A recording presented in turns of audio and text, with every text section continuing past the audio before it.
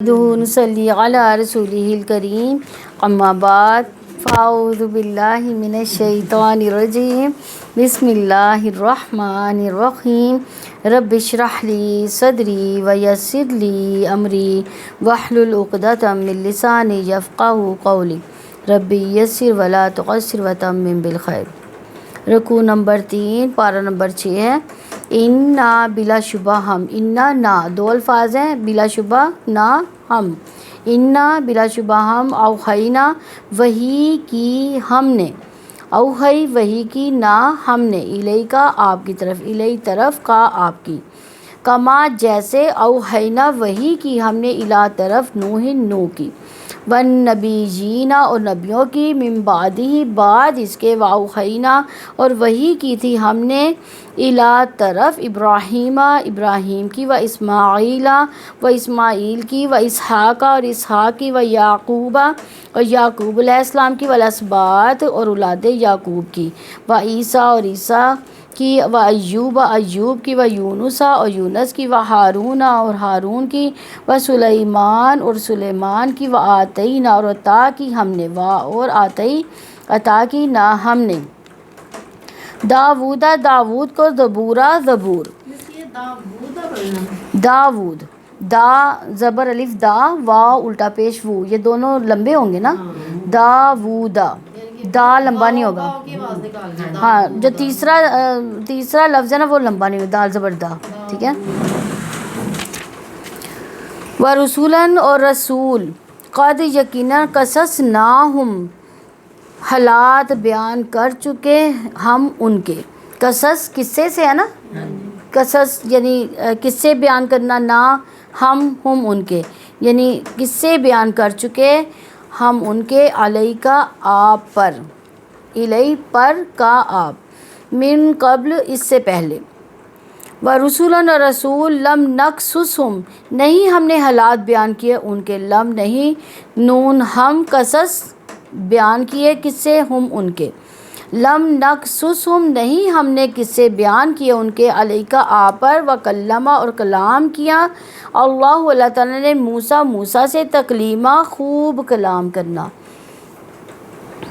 جب ایک ہی فعل کا مصدر آ رہا ہو نا تو اس میں حصر پایا جاتا ہے، یعنی خوب خوب بیان کرنا، بہت زیادہ بیان کرنا، یعنی یہ فعل ہے نا کلمہ، کلام کیا، اور اسی کا آگے دیکھیں مصدر آ رہا ہے تکلیما، تو اس طرح سے بھی جو ہے نا یہ اس میں شدت پائی جاتی ہے، یعنی حصر آتا ہے۔ رسولاً رسول، مبشرین خوشخبری دینے والے، و منذرین اور ڈرانے والے، لی اللہ تاکہ نہ، یکونا ہو، للناس لوگوں کے لیے، لام سے یہ لی کے لیے، الناس لوگوں کے لیے، اللہ اللہ تعالیٰ پر، حجت کوئی حجت، اب دیکھیں یہ تنوین میں آ رہی ہے نا حجت، تو اس میں کوئی کا لفظ آ گیا، بعد الرسول رسولوں کے، وکانا اور ہے ہمیشہ سے، اللہ اللہ تعالیٰ عزیزاً سب پر غالب، حکیمہ کمال حکمت والا، لیکن اللہ اللہ تعالیٰ یشہد وہ گواہی دیتا ہے، یا وہ شاہدہ گواہی، وہ گواہی دیتا ہے، بما اس پر جو انزلہ اس نے اتارا ہے، الیکا آپ پر، انزلہ اتارا ہے اس کو، بعلمہ ہی اپنے علم سے، بھی سے کے معنوں میں آ رہا ہے، علم ہی اپنے علم سے، والملائکۃ اور فرشتے بھی، یشہدون وہ گواہی دیتے ہیں، وکفیٰ اور کافی ہے، باللہ اللہ تعالیٰ، شہیدہ گواہ، انا یقیناً الذین جن لوگوں نے کفر کیا، وصدوا اور روکا انہوں نے، عن سبیل اللہ اللہ تعالیٰ کے راستے سے، قد یقیناً ضلوا وہ گمراہ ہو گئے، ضلالاً گمراہ ہونا، بعیدہ بہت دور کا، انا یقیناً الذین جن لوگوں نے کفر کیا، وظلموا اور انہوں نے ظلم کیا، لم یکن ہمیشہ سے نہیں ہے، اللہ اللہ تعالیٰ، لیغفر کہ وہ بخش دے، لہم ان کے لیے، ولا اور نہ، لیہدیہم کہ وہ کبھی ہدایت دے ان کو، لی کہ یا وہ ہدایت دے ہم ان کو کہ وہ کبھی ہدایت دے ان کو، طریقاً کسی راستے کی، الا مگر طریقہ راستہ، جہنم کا، خالدینہ ہمیشہ رہنے والے ہوں گے، فیہا اس میں، ابداً ابدالآباد یعنی ہمیشہ، وکانا اور ہے ہمیشہ سے، ذالک یہ، علی اللہ اللہ تعالیٰ پر، یسیرا بہت ہی آسان۔ یا ایھا الناس، اے لوگو، قد یقیناً جاءکم، آیا ہے تمہارے پاس، الرسول، رسول، بالحق، ساتھ حق کے، من ربکم، تمہارے رب کی طرف سے، فآمنوا، چنانچہ تم ایمان لے آؤ، خیرن، بہتر ہوگا، لکم، تمہارے لیے، وإن، اور اگر تکفروا، تم کفر کرو، فإن، تو بلا شبہ، للہ، اللہ تعالیٰ کے لیے ہے، ما، جو، فی السماوات، آسمانوں میں ہے، والارض، اور زمین میں ہے، وکان، اور ہے ہمیشہ سے، اللہ، اللہ تعالیٰ، علیماً، سب کچھ جاننے والا، حکیمہ، کمال حکمت والا۔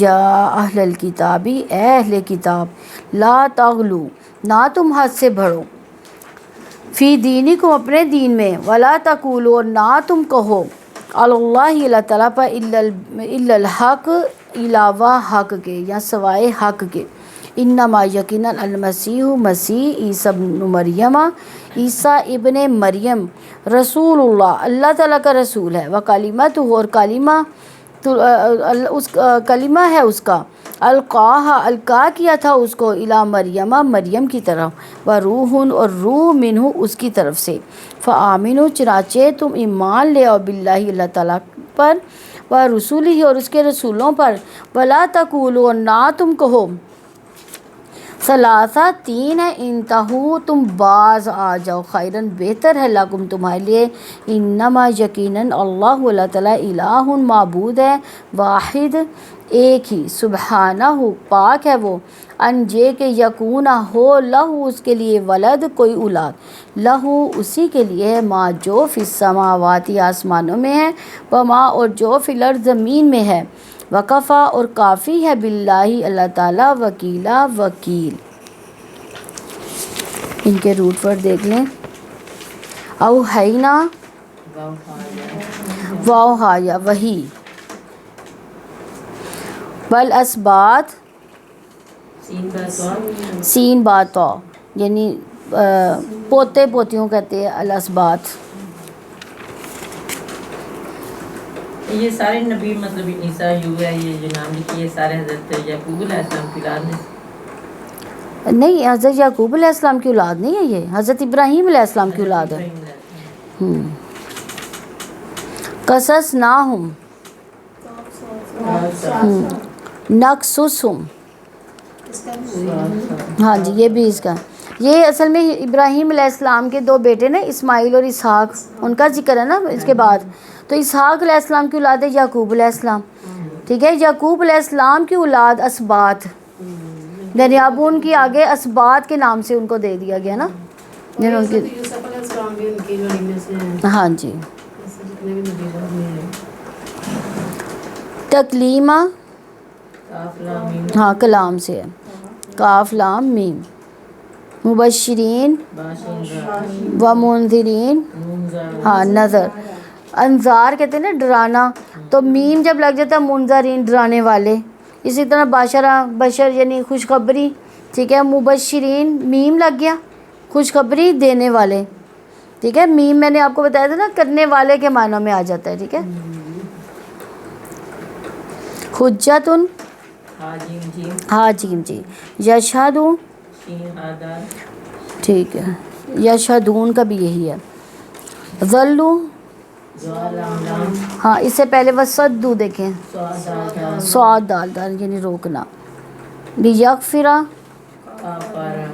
غین فارا، طریقہ، ہاں، طریق جو ہے یہ بھی راستہ ہے، سبیل بھی راستہ ہوتا ہے، اور طریق جو ہے تارک سے بھی ہے نا، چمکنے والا، یعنی جلنے والا، ابداً، حمزہ بادال، یسیرا، لا تغلو، غین لام واو، غلو، غلو یعنی حد سے بڑھ جانا، غلو کے معنوں میں آتا ہے، القاہا، لام کا کیا، ہاں جی، انتہو، وکیلا،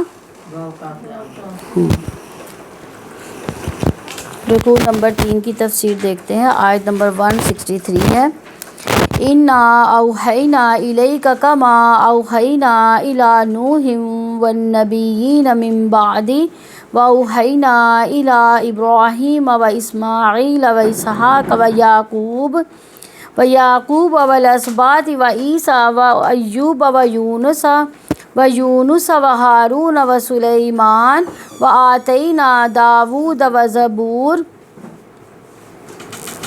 ہم نے آپ کی طرف بھی بلا شبہ ایسے ہی وحی کی ہے جیسے ہم نے نوح اور اس کے بعد کے نبیوں کی طرف کی تھی، اور ہم نے ابراہیم، اسماعیل، اسحاق، یعقوب، اولاد یعقوب اور عیسیٰ اور ایوب اور یونس و ہارون اور سلیمان کی طرف وحی کی تھی، اور ہم نے داؤد کو زبور عطا کی۔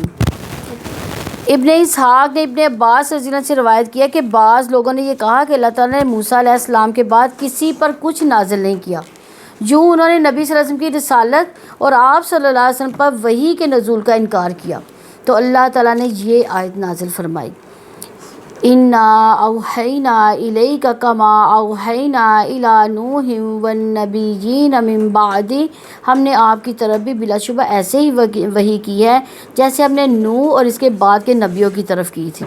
یعنی سے یہ بتانا مقصود ہے کہ محمد صلی اللہ علیہ وسلم پر جو وحی نازل ہوئی ہے وہ کیسی وحی تھی؟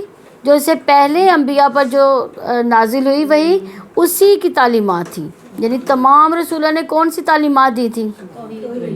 توحید کی دعوت دی تھی، اور نبی صلی اللہ علیہ وسلم نے بھی توحید کی ہی دعوت دی تھی۔ سارے انبیاء احسان کے بلند مرتبے پر فائز تھے، تو انبیاء رسول کو مبعوث فرمانا اللہ تعالیٰ کے لیے کامل غلبے اور حکمت کی دلیل ہے۔ انبیاء کو بھیجنا اللہ تعالیٰ کا فضل و احسان ہے، کیونکہ لوگ انبیاء کی یعنی ضرورت مند تھے لوگ۔ یعنی اگر فرض کریں انبیاء اللہ تعالیٰ نہ بھیجتا دنیا میں تو ہم ہدایت کیسے پاتے؟ ہمیں کیسے پتہ چلتا کہ ایک شیطان ہے جو ہمیں ہماری راہ سے گمراہ کر رہا ہے؟ ہمیں پتہ نہ چلتا۔ پہلے انبیاء کی جو قصے ہیں وہ بھی ہمیں پتہ نہ چلتا کہ کیسے کیسے ان کو ستایا گیا اور راہ سے بھٹکایا گیا۔ تو سارے رسول ایک ہی سلسلے کی کڑی تھے، سب رسول اللہ تعالیٰ کے نمائندے کی حیثیت سے دنیا میں آئے۔ رسول اللہ تعالیٰ سے وحی پاتے رہے، رسولوں میں سے کسی نے اپنی طرف سے کوئی بات پیش نہیں کی، یعنی جو بھی بات کی اللہ تعالیٰ نے جو بات ان کو کی اسی طرح انہوں نے انسانوں تک پہنچائی۔ تمام رسولوں کا نسب العین ایک تھا، والاسباط اور اولاد سے مراد بنی اسرائیل کے 12 قبیلے تھے، جسے اسماعیل علیہ السلام کی اولاد کے قبائل تھے یہ۔ وآتینا داود زبورا، اور ہم نے داؤد کو زبور عطا کی، یعنی زبور کا علیحدہ سے تذکرہ اس لیے کیا گیا کہ اہل کتاب کے ہاں اس کی خاص قدر و منزلت تھی یہ، تو داؤد علیہ السلام کے فضل و شرف کی وجہ سے ان کے لیے یہ کتاب مخصوص کی گئی تھی۔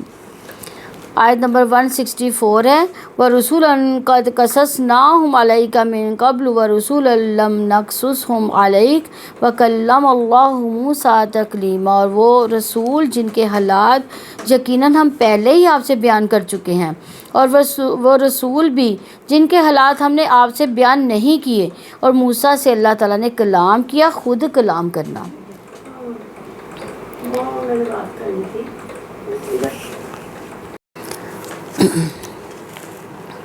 یعنی وَرُسُلًا قَدْ قَصَصْنَاهُمْ عَلَيْكَ مِن قَبْلُ، اور وہ رسول جن کے حالات یقیناً ہم پہلے بھی آپ سے بیان کر چکے۔ یعنی کتنے ہی نبی ایسے ہیں جن کا تذکرہ قرآن پاک میں ملتا ہے۔ اب اللہ تعالیٰ کہتے ہیں کہ یعنی ہر دور میں ہر بستی میں اللہ تعالیٰ نے رسول بھیجے ہیں، اور ان کی تعداد جو ہے 1,24,000 بھی ہے ایک حدیث کے مطابق۔ تو کچھ نبیوں کا جو ہے نا یعنی 25 رسولوں کا جو تذکرہ ہے نا وہ قرآن پاک میں ملتا ہے، باقیوں کا تذکرہ نہیں ملتا۔ رسول لم نقصصہم علیک، اور وہ رسول بھی جن کے حالات ہم نے آپ پر بیان نہیں کیے، یعنی اس سے مراد وہ رسول جن کے نام حالات قرآن پاک میں نہیں آئے، ان کی ایک بڑی تعداد موجود ہے۔ یہ انبیاء کی کثرت پر دلیل کرتی ہے۔ یعنی ان کے حالات اللہ تعالیٰ نے کیوں نہیں بیان کیے؟ اس کی وجہ یہ تھی کہ جو مدینہ کے آس پاس جو رسول یا نبی آئے تھے ان کا تذکرہ اس لیے کیا گیا کہ وہ مدینہ کے آس پاس جو لوگ رہتے تھے ان کو جانتے تھے، ان واقعات کو جانتے تھے جو واقعات ہو گزرے تھے۔ تو اس لحاظ سے جو ہے جیسے اب یعنی ہمارے علاقوں میں اگر آئیں تو وہ ظاہر عربی تو نہیں ہوں گے نا، عربی یعنی جیسے جو تھا یعنی مدینہ، فلسطین، یعنی سعودی عرب، فلسطین، مصر، یہ پاس پاس علاقے ہیں نا، ان علاقوں میں جتنے بھی انبیاء آئے ہیں نا یا رسول آئے ہیں ان کا تذکرہ قرآن پاک میں ملتا ہے، کیونکہ وہ ان کو اس وقت کے جو قریش مکہ تھے وہ جانتے تھے، ان واقعات کو جانتے تھے، وہ اس لیے وہی واقعات بیان کیے گئے جن کا ان کو پہلے سے پتہ تھا، تھوڑا بہت پتہ تھا، اتنا زیادہ نہیں پتہ تھا جتنا قرآن پاک میں واضح کھول کے بیان کر دیا گیا۔ وَكَلَّمَ اللَّهُ مُوسَىٰ تَكْلِيمًا، اور موسیٰ سے اللہ تعالیٰ نے کلام کیا، یعنی خود کلام کرنا۔ اللہ تعالیٰ نے موسیٰ علیہ السلام سے بغیر کسی واسطے کے کلام کیا تھا، یہاں تک کہ یہ بات پوری دنیا میں مشہور ہو گئی اور موسیٰ علیہ السلام کو کلیم اللہ کہا جانے لگا۔ اس کلام کا ایک نمونہ سورہ طٰہٰ میں ہے۔ پھر جب وہ اس کے پاس آیا تو آواز دی گئی، اے موسیٰ یقیناً میں ہی تمہارا رب ہوں، بس اپنے جوتے اتار دو، یقیناً تم وادی مقدس طویٰ میں ہو اور میں نے تمہیں چن لیا، پس جو وحی کی جا رہی ہے اسے غور سے سنو، یقیناً میں ہی اللہ ہوں، میرے سوا کوئی معبود نہیں، سو تم میری عبادت کرو اور میری یاد کے لیے نماز قائم کرو، یقیناً قیامت آنے والی ہے، قریب ہے کہ میں اسے چھپاؤں تاکہ ہر شخص کو اس کی کوشش کا بدلہ دیا جائے جو اس نے کوشش کی، سو تمہیں اس سے روک نہ دے کوئی ایسا شخص جو اس پر ایمان نہیں لایا اور اپنی خواہش کے پیچھے لگا ہوا ہے، بس تم ہلاک ہو جاؤ گے۔ اور اے موسیٰ یہ تمہارے دائیں ہاتھ میں کیا ہے؟ موسیٰ نے کہا یہ میری لاٹھی ہے، میں اس پر ٹیک لگاتا ہوں، میں اس کے ساتھ اپنی بکریوں پر سے پتے جھاڑتا ہوں اور اس میں میرے لیے اور بھی کئی ضرورتیں ہیں۔ اللہ تعالیٰ نے فرمایا پھینک دو اس کو اے موسیٰ، تو موسیٰ نے اس کو پھینک دیا تو اچانک وہ سانپ تھا جو دوڑ رہا تھا۔ اللہ تعالیٰ نے فرمایا اس کو پکڑو اور ڈرو مت، جلد ہی ہم اسے اس کی پہلی حالت پر لوٹا دیں گے، اور اپنا ہاتھ اپنی بغل سے ملاؤ، وہ سفید چمکتا ہوا بغیر عیب کے نکلے گا۔ یہ دوسری نشانی ہے تاکہ ہم تمہیں اپنی بڑی نشانیوں میں سے کچھ دکھائیں۔ اب تم فرعون کے پاس جاؤ، یقیناً اس نے سرکشی کی ہے۔ سورہ طٰہٰ کی 11 سے لے کر 24 آیات تک ہے یہ۔ تو یہاں یہ سوال بنتا ہے کہ اللہ تعالیٰ نے سیدنا موسیٰ علیہ السلام کے علاوہ دیگر پیغمبروں سے بھی کلام کیا تھا کسی اور نبی سے؟ ہاں، اللہ تعالیٰ نے ہم کلامی کی صفت میں آدم علیہ السلام کے ساتھ محمد صلی اللہ علیہ وسلم بھی شریک ہیں، یعنی آدم علیہ السلام کے ساتھ بھی ہم کلام ہوئے اور محمد صلی اللہ علیہ وسلم کے ساتھ بھی ہوئے۔ آیت نمبر 165، رسولا مبشرین و منذرین لئلا یکون للناس علی اللہ حجۃ بعد الرسل وکان اللہ عزیزا حکیما، اور وہ رسول خوشخبری دینے والے، ڈرانے والے تھے تاکہ لوگوں کے لیے رسولوں کے بعد اللہ تعالیٰ پر کوئی حجت نہ رہے، اور اللہ تعالیٰ ہمیشہ سے سب پر غالب کمال حکمت والا ہے۔ مبشرین سے مراد خوشخبری دینے والے، اللہ تعالیٰ نے رسولوں کو ان لوگوں کے لیے دنیا آخرت کی سعادت کے لیے خوشخبری سنانے والے بنا کر مبعوث کیا۔ اب یہاں پہ مبشرین جو ہے خوشخبری کے لیے آ رہا ہے، یعنی جو اطاعت گزار ہیں ان کے لیے خوشخبری ہے، اور بعض جگہوں پہ یہ یعنی تنزیہ طور پر بھی کہا گیا ہے، جو کافروں کے لیے وہی جہاں پہ سنائی گئی ہے وہاں پہ تنزیہ بھی کہا گیا کہ کافروں کو خوشخبری سنا دو۔ ابن عباس کا قول ہے کہ مبشر ہونے سے مراد ہے رسول جنت کی خوشخبری دینے والے ہیں۔ انبیاء انہیں جو اللہ تعالیٰ کی اطاعت کرتے ہیں، نیکیاں کر کے اللہ کو راضی کر لیتے ہیں، جنت اور رضائے الہی کی بشارت دیتے ہیں۔ وہ منذرین اور ڈرانے والے، یعنی یہ تمام انبیاء جو ہیں مبشرین تھے یا منذرین تھے۔ تو ابن عباس رضی اللہ عنہ کا قول ہے کہ رسولوں کے منذر ہونے سے مراد رسول اللہ سے ڈرانے والے ہیں، یعنی ان لوگوں کے لیے جو اللہ تعالیٰ کی نافرمانی کرتے ہیں، رسولوں کی مخالفت کرتے ہیں، دونوں جہانوں کی بدبختی سے ڈرانے والے بنا کر بھیجا گیا۔ انبیاء انہیں جو نافرمانی کرتے ہیں، رسولوں کو جھٹلاتے ہیں، اللہ کے عذاب سے ڈراتے ہیں۔ لِأَلَّا يَكُونَ لِلنَّاسِ عَلَى اللَّهِ حُجَّةٌ بَعْدَ الرُّسُلِ، تاکہ لوگوں کے لیے رسولوں کے بعد اللہ تعالیٰ پر کوئی حجت نہ رہے، یعنی انبیاء رسول کو بھیجنے کا مقصد انسانیت پر حجت تمام کرنا ہے، تاکہ اللہ تعالیٰ کے حضور حشر کے میدان میں لگنے والی عدالت میں کوئی یہ نہ کہہ سکے کہ ہمیں تو حقیقت سے آگاہ ہی نہیں کیا گیا۔ اللہ تعالیٰ نے پیغام بھیج کر رہنمائی کا انتظام کر دیا۔ اب اگر کوئی شخص گمراہ ہوتا ہے تو اس کا الزام پیغمبروں پر عائد نہیں ہوتا، بلکہ یہاں تو اس شخص پر عائد ہوتا ہے جو خود گمراہ ہے، یا ان لوگوں پر جنہوں نے انسانوں کو گمراہی میں مبتلا دیکھا تو آگاہ نہ کیا۔ اللہ تعالیٰ نے انبیاء رسول کو خوشخبری دینے والے، ڈرانے والے بنا کر بھیجا تاکہ انہیں معبوس کرنے کے بعد لوگوں کے لیے اللہ تعالیٰ پر کوئی حجت باقی نہ رہے، اور وہ یہ نہ کہیں یا اہل الکتاب قد جاءکم رسولنا یبین لکم علی فترۃ من الرسل ان تقولوا ما جاءنا من بشیر ونذیر ولا نذیر فقد جاءکم بشیر ونذیر واللہ علی کل شیء قدیر۔ اہل کتاب، یقیناً رسولوں کے ایک وقفے کے بعد تمہارے پاس ہمارا رسول آ گیا جو تمہارے لیے کھول کر بیان کرتا ہے کہ تم یہ نہ کہو کہ ہمارے پاس نہ خوشخبری دینے والا آیا نہ کوئی ڈرانے والا، تو یقیناً تمہارے پاس خوشخبری دینے والا اور ڈرانے والا آ گیا، اور اللہ تعالیٰ ہر چیز پر پوری طرح قدرت رکھنے والا ہے۔ وَكَانَ اللَّهُ عَزِيزًا حَكِيمًا، اللہ تعالیٰ ہمیشہ سے سب پر غالب کمال حکمت والا ہے۔ یعنی اللہ تعالیٰ نے لوگوں کے لیے رسولوں کو خوشخبری دینے والا، ڈرانے والا بنا کر بھیجنے سے اپنی صفات عزیز یعنی غلبے والا اور حکیم یعنی حکمت والا ہونے کا شعور دلایا۔ یعنی رسول بھیجنا حکمت سے خالی نہیں اور غلبے کے بغیر ممکن نہیں۔ یہ اللہ تعالیٰ کی کامل غلبہ، کامل حکمت کی دلیل ہے کہ اس نے لوگوں کی طرف رسول مبعوث فرمایا، ان پر کتابیں نازل فرمائی۔ یہ اللہ کا فضل اور احسان بھی ہے کیونکہ لوگ انبیاء رسول کی بعثت کے سخت ضرورت مند تھے۔ تب اللہ تعالیٰ نے ان کے اضطرار کا ازالہ فرمایا، پس وہ حمد و ثنا شکر کا مستحق ہے۔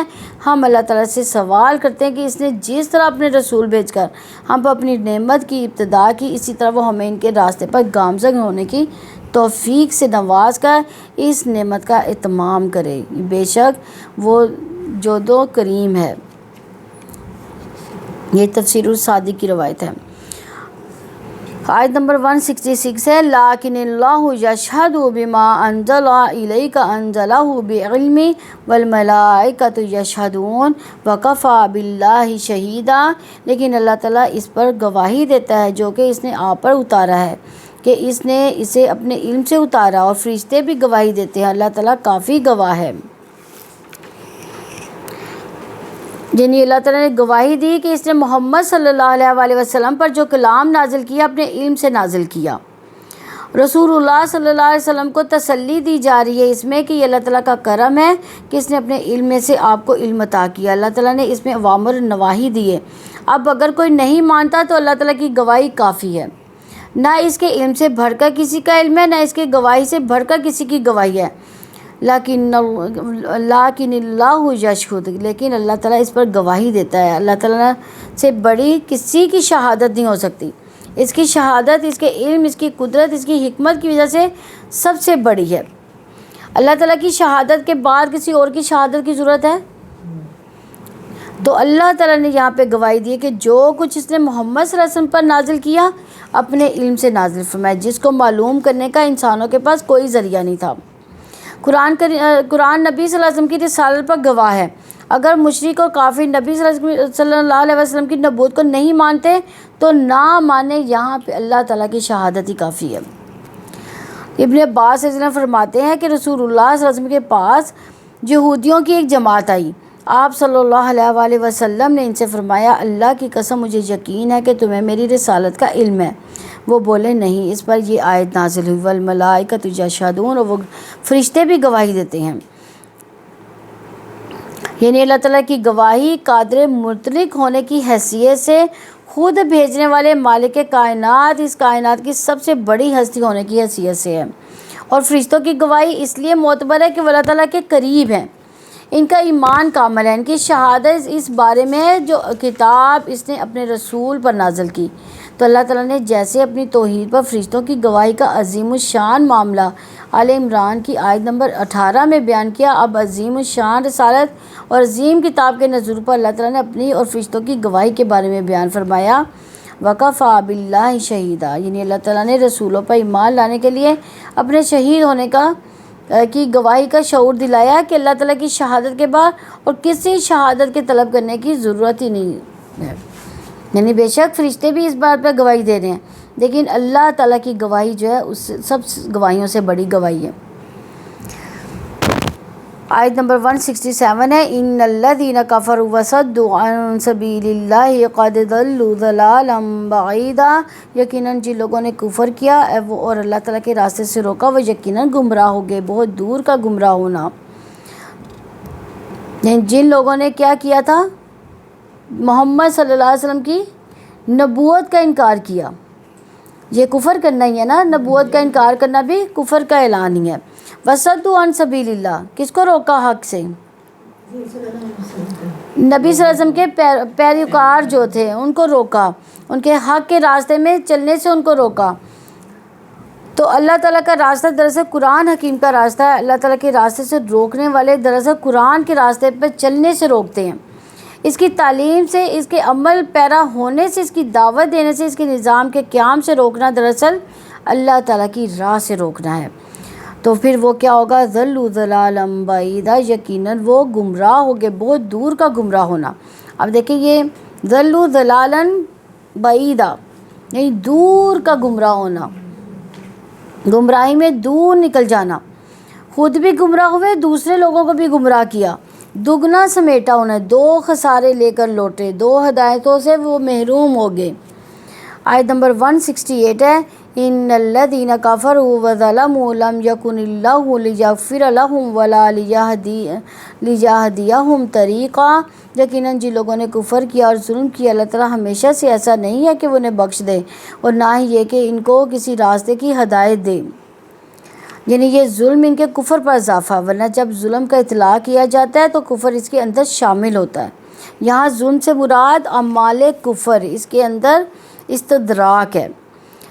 اور پس یہ لوگ مغفرت اور صراط مستقیم کی طرف رہنمائی سے بہت دور ہیں۔ لم یکن اللہ لیغفر لهم ولا لیہدیہم طریقا، اللہ تعالیٰ ہمیشہ سے ایسا نہیں ہے کہ وہ انہیں بخش دے اور نہ ہی یہ کہ ان کو کسی راستے کی ہدایت دے، یعنی جو خود ہی کفر اور ظلم میں رہنا چاہتے ہیں تو کیا اللہ تعالیٰ ان کو ہدایت دے گا؟ اللہ تعالیٰ کبھی بھی ان کو ہدایت نہیں دے گا۔ تو یہ ان کی جو وہ لوگ سرکشی پر اڑے ہوئے ہیں، جو کفر پر اڑے ہوئے ہیں، تو اللہ تعالیٰ نے پھر ان کی مسلسل کفر کی وجہ سے پھر کیا کرنا ہے؟ اللہ تعالیٰ نے ان کے دلوں پر مہر لگا دینی ہے، ان کو ہدایت کے راستے سے ہی اللہ تعالیٰ نے روک دینا ہے، ان کے لیے ہدایت کا راستہ بند کر دینا اللہ تعالیٰ نے۔ آیت نمبر 169 ہے الا طریق جہنم خالدین فیہا ابدا وکان ذلک علی اللہ یسیرا، مگر جہنم کا راستہ جس میں ابد الاباد تک ہمیشہ رہنے والے ہیں، اور یہ اللہ تعالیٰ پر ہمیشہ سے بہت ہی آسان ہے، یعنی اللہ تعالیٰ کفر اور ظلم کرنے والوں کو معاف نہیں کرے گا، نہ انہیں نیکی کے راستے پر چلنے دے گا، البتہ جہنم کے راستے پہ ڈال دے گا، اور ایسے لوگ جہنم میں وہ ہمیشہ ہمیشہ رہیں گے۔ وکان اللہ ذالک علی اللہ یسیرا، یعنی یہ اللہ تعالیٰ کافروں کو جہنم کا راستہ دکھا دے گا، اسی میں وہ ہمیشہ میں رہیں گے، اور یہ اللہ تعالیٰ کے لیے بہت آسان ہے، ذرا بھی مشکل نہیں ہے اللہ تعالیٰ کے لیے کہ وہ اپنے بندوں پر پوری طرح حاوی ہے۔ کسی بندے کے پاس اللہ تعالیٰ کے مقابلے کی کوئی قوت، کوئی تدبیر نہیں ہے، کوئی اللہ تعالیٰ کے لیے مشکلات پیدا نہیں کر سکتا، اللہ تعالیٰ کو ان کی کوئی پرواہ نہیں ہے کیونکہ وہ بھلائی کی صلاحیت ہی نہیں رکھتے۔ آیت نمبر 170 ہے یا ایھا الناس قد جاءکم الرسول بالحق من ربکم فآمنوا خیرا لکم وَإِن تَكْفُرُوا فَإِنَّ لِلَّهِ مَا فِي السَّمَاوَاتِ وَالْأَرْضِ وَكَانَ اللَّهُ عَلِيمًا حَكِيمًا، اے لوگو یقیناً رسول تمہارے پاس تمہارے رب کی جانب سے حق لے کر آیا، چنانچہ تم ایمان لے آؤ، تمہارے لیے یہی بہتر ہوگا، اور اگر تم کفر کرو گے تو بلا شبہ اللہ تعالیٰ ہی کا ہے، جو بھی آسمانوں میں ہے جو بھی زمین میں ہے، اللہ تعالیٰ ہمیشہ سے سب کچھ جاننے والا کمال حکمت والا ہے۔ یعنی اللہ تعالیٰ نے اس آیت میں خبر دے دیا کہ محمد صلی اللہ علیہ وسلم کیا ہے؟ نور ہے، ہدایت ہے، دین حق لے کر آئے ہیں۔ آپ صلی اللہ علیہ وسلم کا آنا حق ہے، آپ کی شریعت حق ہے، اور اس لیے ان پر ایمان لے آؤ، یہی تمہارے لیے بہتر ہے۔ ابن عباس نے کہا کہ یا ایھا الناس میں کافر اور منافق دونوں شریک ہیں۔ ناس کی جب بات ہوتی ہے تو خالی مسلمان نہیں ہوتے، ہر انسان اس میں شامل ہوتا ہے۔ وَآمِنُوا خَيْرًا لَكُمْ، چنانچہ تم ایمان لے آؤ، تمہارے لیے یہی بہتر ہے۔ یعنی اللہ تبارک و تعالیٰ نے حکم دیا کہ نبی صلی اللہ علیہ وسلم پر ایمان لے آؤ کیونکہ وہ عظیم شریعت لائے ہیں، اس میں گزشتہ ادوار اور آئندہ آنے والے زمانوں کی خبریں ہیں۔ اللہ تعالیٰ اور آخرت کے بارے میں ایسی چیزیں ہیں جن کا وحی کے بغیر علم نہیں ہو سکتا۔ اس میں عدل و احسان ہے، صلہ رحمی ہے، حسن اخلاق ہے، ہر طرح کی تعلیم کا حکم دیا گیا، اور اس میں خیر، شر، ظلم، جھوٹ اور والدین کی نافرمانی سے روکا گیا۔ اس کے بارے میں حتمی طور پر کہا جا سکتا ہے کہ یہ اللہ تعالیٰ کی جانب سے حق ہے۔ وَإِن تَكْفُرُوا فَإِنَّ لِلَّهِ مَا فِي السَّمَاوَاتِ وَالْأَرْضِ، اور اگر تم کفر کرو گے تو بلا شبہ اللہ تعالیٰ ہی کا ہے جو بھی آسمانوں میں ہے، جو بھی زمین میں ہے۔ اور اگر تم کفر کرو گے، یعنی تمہیں معلوم ہونا چاہیے کہ اگر کہ انکار کر کے کہ تم زمین و آسمان کے مالک کا کچھ نقصان نہیں کر سکتے، بلکہ انکار کر کے اپنا نقصان کرو گے۔ اللہ تعالیٰ کو تمام گناہ گاروں کے گناہ نقصان نہیں پہنچا سکتے، بندہ انکار کر کے صرف اپنے آپ کو نقصان پہنچاتا ہے۔ جیسے کہ اللہ تعالیٰ نے کہا کہ اگر پوری دنیا بھی، حدیث قدسی ہے نا، کہ اگر پوری دنیا بھی تقوی اختیار کرنے والوں کی طرح ہو جائے، یعنی سارے ہی نیک ہو جائیں، تو کوئی میری بادشاہت میں اضافہ نہیں کر سکتا، اور اگر سب گناہ گار ہو جائیں، تمام زمین و آسمان والے گناہ گار ہو جائیں، تو کوئی بھی میری بادشاہی میں کمی نہیں کر سکتا۔ بلکہ کس کا نقصان ہوگا اس میں؟ انسان کا اپنا ہی نقصان ہوگا۔ وَكَانَ اللَّهُ عَلِيمًا حَكِيمًا، اللہ تعالیٰ ہمیشہ سے سب کچھ جاننے والا، کمال حکمت والا۔ اللہ تعالیٰ زمین و آسمان کی ملکیت سے اپنے علیم یعنی سب کچھ جاننے والا اور حکیم یعنی کمال حکمت والے کا شعور دلایا۔ وہ اپنے خلق اور امر میں حکمت کا مالک ہے، وہ جانتا ہے کون ہدایت کار اور کون گمراہی کا مستحق ہے۔ ہدایت اور گمراہی کو وہ اپنے اپنے مقام پر رکھنے کی حکمت سے کام لیتا ہے۔ اللہ تعالیٰ اپنے اقوال و افعال، احکام شریعہ اور مقدرت میں بڑی حکمت والا ہے۔ آیت نمبر 171 ہے، یا اہل الکتاب لا تغلوا فی دینکم ولا تقولوا علی اللہ الا الحق انما المسیح عیسی ابن مریم رسول اللہ وکلمتہ القاها الی مریم وروح منہ فآمنوا باللہ ورسلہ ولا تقولوا ثلاثہ انتہوا خیرا لکم انما اللہ الہ واحد سبحانہ ان یکون لہ ولد لہ ما فی السماوات وما فی الارض وکفی باللہ وکیلا۔ اہل کتاب اپنے دین میں حد سے نہ گزرو، اللہ تعالیٰ پر حق کے علاوہ کچھ نہ کہو، یقیناً مسیح عیسیٰ ابن مریم اللہ تعالیٰ کا رسول، اس کا کلمہ ہے جو اس نے مریم کی طرف القاء کیا، اور اس کی طرف سے ایک روح ہے۔ چنانچہ اللہ تعالیٰ اس کے رسولوں پر ایمان لے آؤ اور مت کہو کہ تین ہے، تم باز آ جاؤ، یہی تمہارے لیے بہتر ہے۔ یقیناً اللہ تعالیٰ صرف ایک ہی معبود ہے، وہ پاک ہے کہ اس کو کوئی اولاد ہو، اسی کا ہے جو بھی آسمانوں میں جو بھی زمین میں ہے، اللہ تعالیٰ ہی وکیل کافی ہے۔ یہ آیات نجران کے عیسائیوں کے بارے میں نازل ہوئی ہے۔ اس میں سے نستوریہ فرقہ اس بات کا دعوے دار تھا کہ عیسیٰ علیہ السلام ابن اللہ ہے، یعنی اللہ تعالیٰ کے بیٹے ہیں، اور یعقوبیہ فرقہ کہتا تھا کہ عیسیٰ علیہ السلام اللہ ہیں، اور مرتوسیہ کا عقیدہ تھا کہ عیسیٰ علیہ السلام ثالث ثلاثہ ہیں، اور مالکیہ وہ یہ کہتا تھا کہ عیسیٰ علیہ السلام خدا دونوں آپس میں شریک ہیں۔ تو ان کے بارے میں اللہ تعالیٰ کیا کہتے ہیں، یا اہل الکتاب لا تغلوا فی دینکم، اہل کتاب اپنے دین میں حد سے نہ گزرو، یعنی یہاں اہل کتاب سے کون لوگ مراد ہیں؟ یہودی اور عیسائی۔ غلو سے مراد کسی چیز کو اس کی حد سے بڑھا دینا، حد سے تجاوز کر دینا۔ اور عیسیٰ ابن مریم کے بارے میں نصارہ غلو سے کام لیتے تھے۔ کیا غلو کرتے تھے وہ؟ اللہ کا بیٹا بنا دیا تھا۔ ہاں، یعنی حد سے زیادہ ان کے پوسٹ ان کے بڑھا دی تھی، ان کی ویلیو ان کی بڑھا دینا، انہیں نبوت اور رسالت کے مقام سے اٹھا کر ربوبیت کے مقام پر بٹھا دینا۔ دین میں غلو سے مراد کے دین میں جس چیز کا جو درجہ، جو مرتبہ، جو وزن و مقام ہو، اس کو بڑھا کر کچھ سے کچھ کر دینا۔ مثلاً جو حکم مستحب ہے اسے واجب یا فرض قرار دے دینا، جو شخص فقیہ اور مجتہد ہے اسے امام معصوم بنا دیا جائے، جس کو اللہ تعالیٰ نے نبی بنایا اسے خدا کا شریک بنا کر اس کی عبادت شروع کر دی جائے۔ آج مسلمانوں میں کیا غلو ہے؟ کیا غلو ہے بتائیں ذرا مسلمانوں میں؟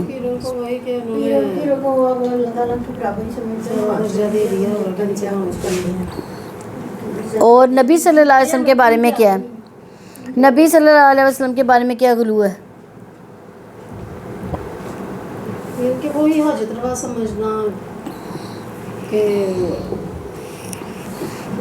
یعنی نبی صلی اللہ علیہ وسلم کو بھی تو نور کہا جاتا ہے نا، تو نور سے کون بنا ہے؟ فرشتے بنے ہیں. یعنی نبی صلی اللہ علیہ وسلم، یعنی انسان جو یہ نہیں کہتے کہ مطلب نبی صلی اللہ علیہ وسلم انسان نہیں کہتے. یہ والی مسجد والے کہتے نہیں کہ ہاں وہ تو ہے نا، انہوں نے بنایا ہوا ہے، انہوں نے، میں نے بھی یاد کیا ہوا ہے درود شریف. اور اسی طرح دیکھیں نبی صلی اللہ علیہ وسلم کو یہ سمجھا جاتا ہے کہ یہ اللہ تعالیٰ سے ہمارے لیے جھگڑا کریں گے، حالانکہ ہم نے حدیثوں میں پڑھا ہے وہ سجدے میں جائیں گے، اللہ تعالیٰ سے سجدے میں مانگیں گے کہ اللہ تعالیٰ مجھے جو ہے میری امت کو بخش دے، یعنی مجھے شفاعت کی نا یعنی اجازت دے دی جائے. یعنی وہ طلب کریں گے، اللہ تعالیٰ سے اجازت مانگیں گے، یہ نہیں ہے جھگڑا نہیں کریں گے. ہم نے یہی پڑھا نا اکثر حدیثوں میں نہیں یہ پڑھا، یعنی بچپن سے ہی بڑے کہتے آ رہے ہیں کہ اللہ تعالیٰ کے نبی صلی اللہ علیہ وسلم ہماری شفاعت کریں گے اور اللہ تعالیٰ سے ہمیں بخشوائیں گے. تو اللہ تعالیٰ کے نبی صلی اللہ علیہ وسلم تو نہیں بخشوا سکتے نا، جب تک کہ اللہ تعالیٰ کا اذن نہیں ہوگا، اللہ تعالیٰ کا حکم نہیں ہوگا. اور اسی طرح پھر ہم رسول اللہ صلی اللہ علیہ وسلم سے دعائیں بھی کرتے ہیں اکثر لوگ، یہ بھی غلو ہے. نبی صلی اللہ علیہ وسلم تو نہیں دعائیں قبول کرتے نا، وہ تو اللہ تعالیٰ دعائیں قبول کرتے ہیں. اسی طرح صدقے کر کے مانگتے ہیں. ہاں نبی صلی اللہ علیہ وسلم کے صدقے کر کے مانگتے ہیں، یعنی نبی صلی اللہ علیہ وسلم کے صدقے سے نہیں مانگا جا سکتا نا. اسی طرح پیروں کو مشکل کشا سمجھنا، ٹھیک ہے. اسی طرح شیعوں کا علی رضی اللہ عنہ سے مانگنا، یہ بھی غلو ہے نا. علی رضی اللہ عنہ کو نعوذ باللہ اللہ کا درجہ دیتے ہیں. وہ تو یہی کہتے ہیں مولا نے چاہا تو. اور اسی طرح نبی صلی اللہ علیہ وسلم کو حاضر ناظر جاننا، یہ بھی غلو ہے. پیروں کو داتا دستگیر وغیرہ بنانا، رسول اللہ صلی اللہ علیہ وسلم کو بشر نہ ماننا، نور کہنا، کربلا کی مٹی پر سجدہ کرنا. آپ دیکھیں شیعہ حضرات جو ہے وہ ایک ٹھیکری سی ہوتی ہے اس پر سجدہ کرتے ہیں، یعنی وہ کربلا سے وہ لے کر آئے ہوتے ہیں پتھر کوئی، تو اسی کے اوپر وہ سجدہ کرتے ہیں، وہ نہیں کرتے کسی اور زمین پر. ہاں جی. اور اسی طرح سمجھنا کہ پیر قیامت کے دن زبردستی بخشوا لیں گے، سمجھنا کہ فلاں پیر کے مرید ہیں اس لیے قبر میں عذاب نہ ہوگا. اللہ تعالیٰ نے عیسائیوں کو دین میں غلو کرنے سے منع فرمایا، اس لیے ہر دور میں یہ برائی ان کے اندر دوسروں کی بنسبت زیادہ پائی گئی. انہوں نے دین میں رہبانیت عورتوں سے کنارہ کشی کو ایجاد کیا تھا. عیسیٰ علیہ السلام کو اللہ کا مقام دیا، بلکہ اپنے علماء اور راہبوں تک اپنا معبود بنا لیا. اس حدیث میں رسول اللہ صلی اللہ علیہ وسلم نے امت مسلمہ کو تنبیہ کی ہے کہ جس بیماری میں نصارہ مبتلا ہوئے اس میں وہ مبتلا نہ ہو. رسول اللہ صلی اللہ علیہ وسلم نے مسلمانوں کو آگاہ کیا کہ ایسا نہ ہو کہ وہ بھی آپ صلی اللہ علیہ وسلم کے معاملے میں حد سے تجاوز کر جائیں اور انہیں مقام رسالت سے اٹھا کے مقام الوہیت تک پہنچا دیں.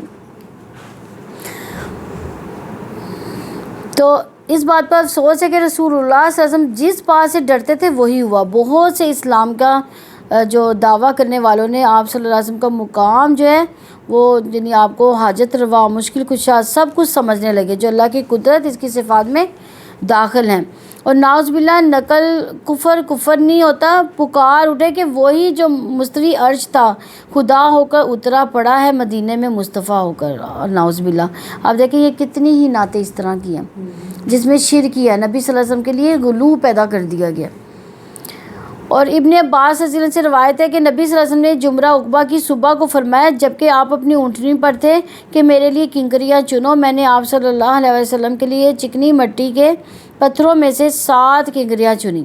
آپ صلی اللہ علیہ وسلم ان کو اپنی ہتھیلی میں ہلاتے تھے، فرماتے تھے بس ایسی ہی کنکریاں پھینکو. پھر آپ صلی اللہ علیہ وسلم نے فرمایا لوگو تم دین میں سختی کرنے سے یعنی افراط و غلو سے بچو، کیونکہ تم میں سے پہلے لوگ دین میں اسی غلو کرنے کی وجہ سے تباہ ہوئے تھے. ابو ہریرہ رضی اللہ عنہ بیان کرتے ہیں کہ نبی صلی اللہ علیہ وسلم نے فرمایا جو شخص یہ کہتا ہے میں یونس بن متی سے بہتر ہوں اس نے جھوٹ کہا. صحیح بخاری کی 4604 نمبر حدیث ہے. تو غلو کے فتنے کا دروازہ کیسے بھی کھلتا ہے؟ یہ دروازہ اس وقت کھلتا ہے جب اللہ تعالیٰ کی طرف وہ بات منسوب کی جائے جو اس نے نہیں فرمائی. اسی سے شیطان کو دین میں گھسنے کا موقع مل جاتا ہے اور فساد برپا کرنے کی راہ کھلتی ہے۔ عیسائی اس لیے ہلاک ہوئے کہ انہوں نے پال کی خرافات کو اپنے دین کا جز بنا کر دین کی نئی عمارت کھڑی کر لی تھی۔ انہوں نے دین کو یکسر ہی چینج کر دیا تھا۔ وَلَا تَقُولُوا عَلَى اللَّهِ إِلَّا الْحَقَّ، اللہ تعالیٰ پر حق کے علاوہ کچھ نہ کہو، یعنی اللہ تعالیٰ پر جھوٹ باندھنا یہ سب سے بڑا جو ہے ظلم ہے، یعنی کوئی ایسی بات کہنا کہ جو اللہ تعالیٰ نے کہی ہی نہ ہو قرآن پاک میں یا ان کی کتابوں میں، تو یہ کہہ دینا کہ یہ اللہ کی طرف سے۔ اور عیسائی اور یہودی جو ہے اپنی کتابوں میں سب سے زیادہ انہوں نے تحریف کی تھی۔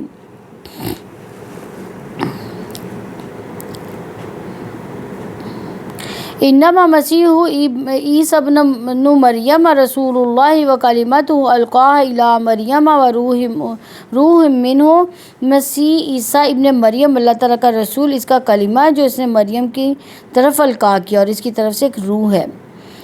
یعنی اللہ تعالیٰ مسیح یعنی مریم کے بیٹے عیسیٰ علیہ السلام کے بارے میں ثابت کرتے ہیں کہ یہ اللہ کے رسول ہیں۔ وہ اللہ کا کلمہ ہے جس کی تخلیق کلام سے ہوئی، جو سیدنا جبریل علیہ السلام کے توسط سے سیدنا مریم تک پہنچا، اور اس کی طرف سے ایک روح ہے۔ روح سے مراد نفخہ یعنی پھونک، جو سیدنا جبریل علیہ السلام نے اللہ تعالیٰ کے حکم سے سیدنا مریم علیہ السلام کے گریبان میں پھونکی تھی۔ یہ روح سیدنا جبریل علیہ السلام لے کر سیدنا مریم کی طرف بھیجے گئے تھے۔ فآمنوا باللہ ورسولہ، چنانچہ اللہ تعالیٰ اس کے رسولوں پر ایمان لے آؤ، یعنی اللہ تعالیٰ اور اس کی وحدانیت، اس کی ربوبیت پر ایمان لے آؤ، اس کے رسولوں کی تصدیق کرو، جو کچھ وہ اپنے رب کی جانب سے لے کر ہے وہ سب حق ہے۔ وَلَا تَقُولُوا ثَلَاثَةٌ انتہوا خَيْرًا لَكُمْ، اور مت کہو تین ہے تم باز آ جاؤ، یعنی تمہارے لیے بہتر ہے۔ یعنی اس سے مراد عیسائیوں کا غلط عقیدہ، انہوں نے حضرت عیسیٰ علیہ السلام کو خدا بنا ڈالا تھا، اس کے لیے بہتر ہے کہ وہ اس تسلیث سے باز آ جائیں، کیونکہ یہی نجات کا راستہ ہے، اس کے سوا ہر راستہ ہلاکت کی طرف جاتا ہے۔ تو تسلیث سے مراد کیا ہے؟ تین خداؤں پر ایمان لانا، باپ اللہ تعالیٰ، بیٹا نعوذ باللہ عیسیٰ علیہ السلام، اور روح القدس جبریل علیہ السلام۔ عیسائیوں اللہ تعالیٰ ہاں جی اور بیٹا عیسیٰ اور روح القدس جبریل علیہ السلام، ان دونوں کو بیٹا بنا دیا۔ تو عیسائیوں کے تین بنیادی غلو ہیں۔ پہلا غلو ہے کلمت اللہ کے حوالے سے، کلام کو پہلے اللہ تعالیٰ کی صفت مراد لیا گیا، پھر یہ قیاس قائم کیا کہ اللہ تعالیٰ کی ذاتی صفت نے مریم علیہ السلام کے بدن میں داخل ہو کر جسمانی صورت اختیار کی، جو مسیح علیہ السلام کی شکل میں ظاہر ہوئی، نعوذ باللہ۔ اسی طرح عیسیٰ علیہ السلام کی الوہیت کا غلط عقیدہ پیدا ہوا۔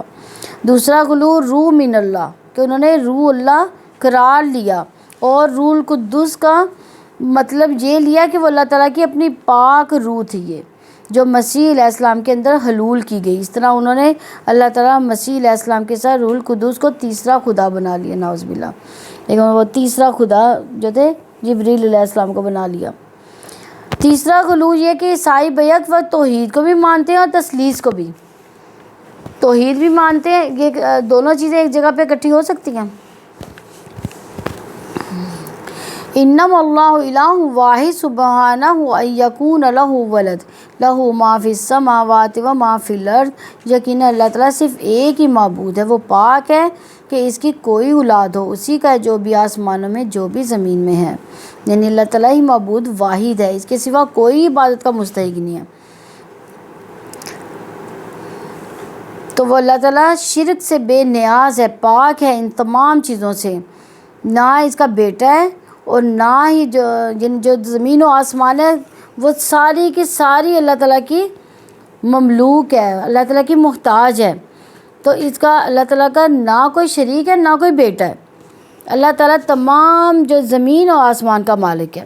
اللہ تعالیٰ نے زمین و آسمان کی ملکیت سے اپنے واحد ہونے کی دلیل دی ہے کہ زمین و آسمان کا مالک کون ہے؟ اللہ تعالیٰ۔ تو پوری کائنات گواہ ہے کہ اللہ تعالیٰ نے کن کہا اور پھر کائنات وجود میں آ گئی۔ اگلے انسانی کسی ایسی چیز کو پیدا کرنے کا تصور بھی نہیں کر سکتی جو مخلوق جیسا ہو، نہ وہ ایک سے زیادہ معبودوں کا تصور رکھتی ہے۔ سبحانہ ان یکون لہ ولد، پاک ہے وہ اس کی کوئی اولاد نہ ہو، یعنی اولاد سے نسل چلتی ہے، اللہ تعالیٰ کو نسل چلانے کی ضرورت نہیں ہے۔ اللہ تعالیٰ کی ذات باقی ہے، وہ کسی فانی مخلوق کو اپنا بیٹا کیسے بنا سکتی ہے؟